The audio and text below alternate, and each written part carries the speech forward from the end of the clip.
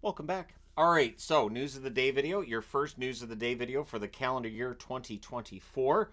Happy New Year. We're starting with the NHL's 3 stars of the week. Sebastian Aho, first star of the week, 3 games, 2 goals, 9 assists, 11 points. That's pretty darn good. Aho, a big part of the reason why Carolina seems to be turning things around. Also, Kochetkov's been fantastic, but yeah, Aho, first star of the week. Second star of the week, Artemi Panarin, 3 games, 5 goals, 1 assist, 6 points. The New York Rangers still at the top of the standings in the East, and they look like they want to stay there. Luke Hughes had quite the week as well in 3 games, 3 goals, 2 assists, 5 points.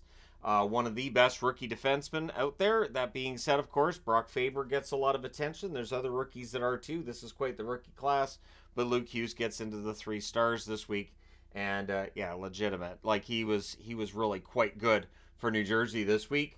And with his skill, his speed, his offensive awareness, kid's going to be pretty good for a long time. So basically, it was a good week for the Metro. All 3 of the 3 stars of the week coming from the Metro Division. PWHL history being made today. The first PWHL game being played between New York and Toronto. I'm not going to be doing a review specifically on that game. We'll talk about it a bit here. Ella Shelton becomes the trivia answer. She has scored the first goal in PWHL history, scoring that for New York against Toronto. It is weird that the teams don't have nicknames. It feels odd, but here we are. So she scores the first goal in PWHL history. Congratulations to her for that.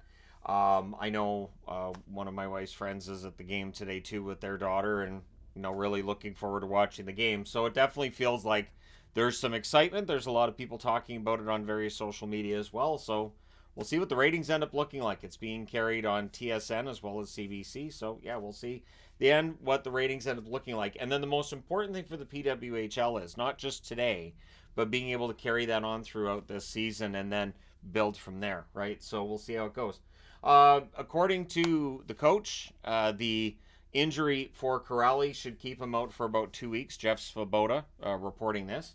Also, Boquist has started skating on his own, so he's not close to returning as of yet, but at least he's skating, so he's progressing in the right direction.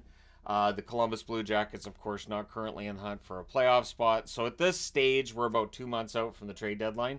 We're going to be getting into discussions on who might stay and who might go with various teams, and Columbus is one of those teams that for any pending UFAs, you have to keep an eye on them. And it does feel like Columbus has the kind of defenseman that teams might be looking for.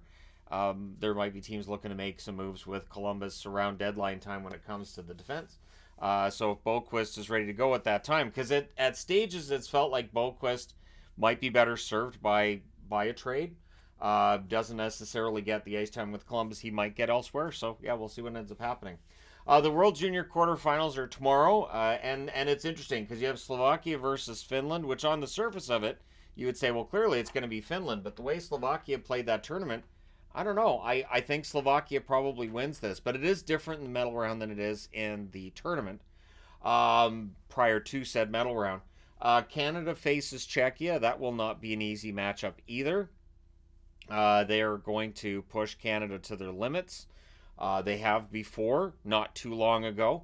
USA versus Latvia, that looks like a gimme for the USA, but remember, it can be different in medal rounds.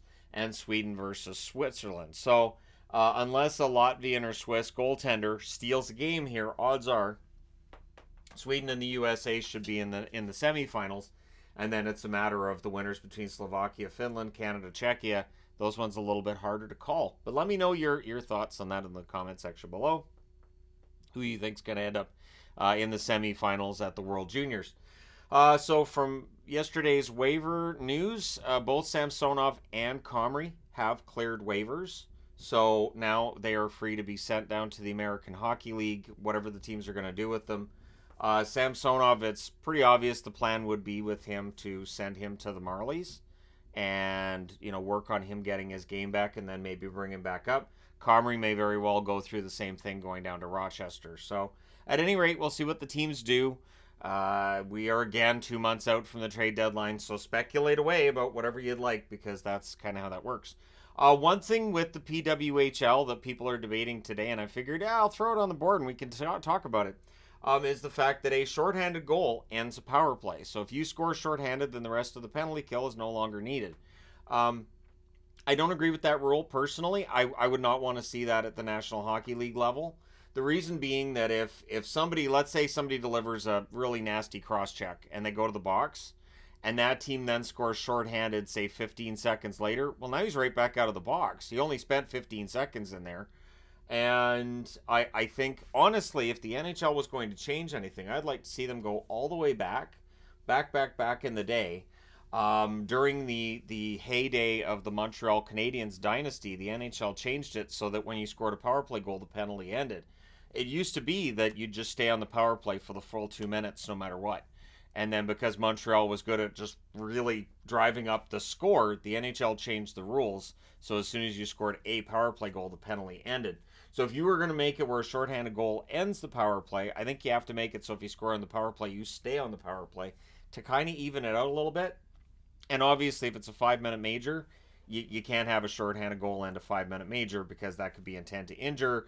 Could be a really nasty injury too, and then you're just, so that penalty's done. I can't see it working that way.